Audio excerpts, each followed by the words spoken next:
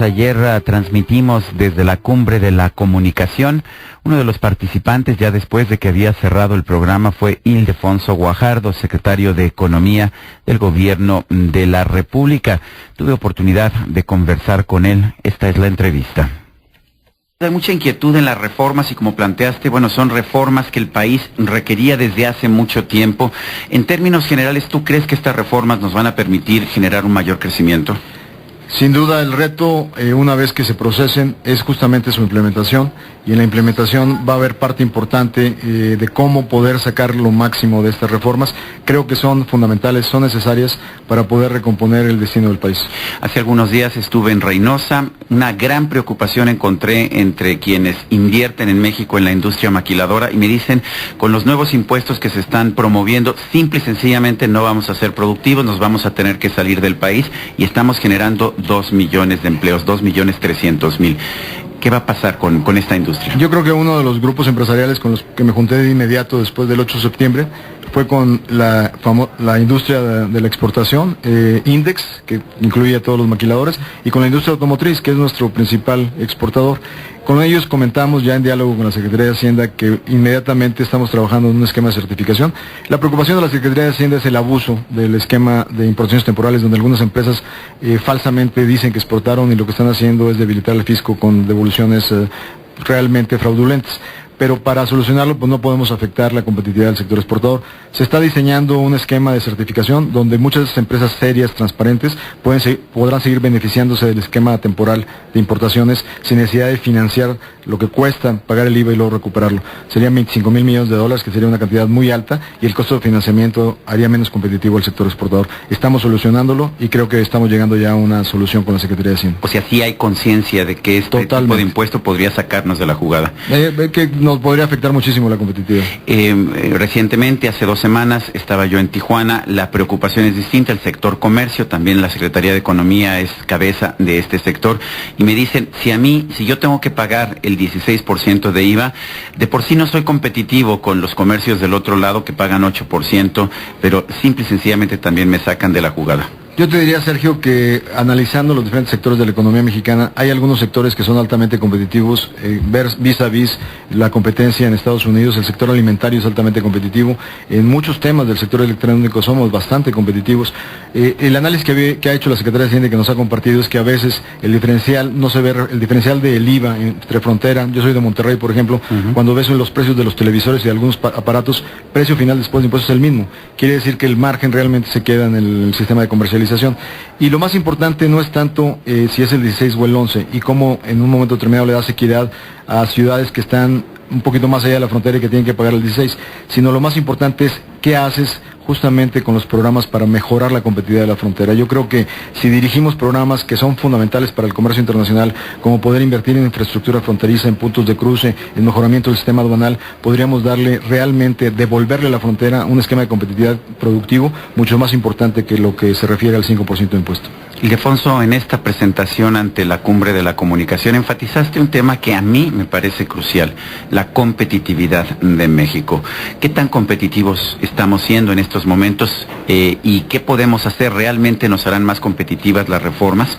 Fíjate que es muy interesante, seguramente tú lo compartiste con tu auditorio en el momento que se dio a la luz pública. El Foro Económico Mundial, como tú sabes, año con año da a conocer las cifras. De la medición que se hace del 2012 al 2013, la calificación prácticamente permaneció igual, pero en términos relativos bajamos 2 lugares. Cuando analizas las composiciones de los diferentes sectores que componen el índice de competitividad, bajamos en educación superior, bajamos en educación primaria, bajamos en acceso a financiamiento, bajamos en innovación, bajamos en competencia económica. ¿Qué quiere decir? Que justamente los elementos que nos están deteriorando en las evaluaciones globales de competitividad están altamente asociados con las reformas que necesitamos. De hecho, yo sé que no te toca el sector educativo, pero efectivamente conozco muy bien, llevo 14, 15 años asistiendo al Foro Económico Mundial, y siempre han planteado que una de las grandes debilidades de la competitividad mexicana es precisamente el sistema educativo. ¿Tú piensas que esta reforma educativa ayudaría a la competitividad de México? No, sin duda yo creo que va a ayudar a la competitividad de México, no solo por la formación generalizada de mejor calidad en matemáticas, en física y en las ciencias duras de la educación, sino adicionalmente también estamos trabajando muy de la mano con el Secretario de Educación para orientar técnicamente el desarrollo de la educación técnico-profesional una de las cosas que más me llama la atención es cuando recibo inversionistas, me están exigiendo que México tiene un gran cuello de botella en la formación de profesionales técnicos que nos den viabilidad. Y en ese sentido tenemos que trabajar en el diseño y la planeación. Un sector, por ejemplo, que planeó mal fue el de minería. Hoy los ingenieros geólogos están escasísimos. Los sueldos que se pagan en geología son impresionantemente altos. ¿Por qué? Porque no diseñamos un proceso de formación en geología. Estamos importando, de hecho, geólogos de Estados Unidos y de Canadá, principalmente de Canadá. ¿Qué podemos hacer en ese caso? También al sector de la minería se le está imponiendo un nuevo tipo de impuestos. ¿Sigue siendo competitiva la minería? Estamos justamente analizando, el secretario de Hacienda ha sido muy receptivo en términos de analizar competitividad país, y justamente con la Cámara de la Minería estamos haciendo una comparación internacional con todos los países que tienen vocación minera, Australia, Perú, Chile, y estamos viendo qué representaría el 7.5% y ver cómo nos pone en términos de competitividad internacional. En ese sentido hay un diálogo abierto y estamos platicando con el secretario de Hacienda para ver si es el 7.5 o si tenemos que reevaluar la tasa para que no perdamos competitividad internacional.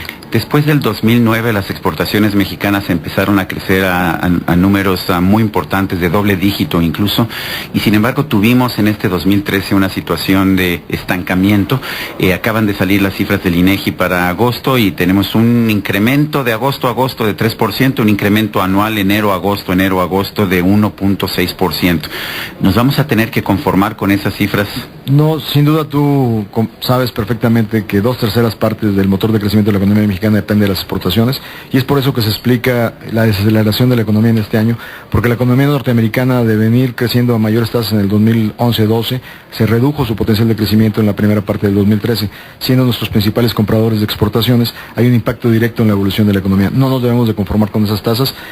Creemos que haya una posibilidad de reactivación de la economía norteamericana que nos ayude justamente a mejorar nuestra capacidad de crecimiento a través de las exportaciones, pero sin duda nuestro trabajo en apertura de nuevos mercados a través de las negociaciones de TPP y Alianza Pacífico son fundamentales para abrir otros mercados y diversificar nuestra plataforma de exportaciones. Ildefonso, ¿cuál fue tu mensaje a los capitanes de las empresas de comunicación de nuestro país reunidas en esta cumbre? Yo creo que para mí el mismo nombre de esta cumbre fue inspiracional en el sentido de que todos tenemos responsabilidad en esta transformación que el país requiere. El mundo nos ve y se habla de un momento México, pero solo los mexicanos podremos ser capaces de tomar ese momento México y transformarlo en resultados y finalmente consolidar. Ildefonso Guajardo, secretario de Economía del Gobierno de la República Mexicana, gracias por esta conversación. Muchísimas gracias, Sergio. Esta fue la plática ayer con el secretario de Economía en el marco de la Cumbre de la Comunicación.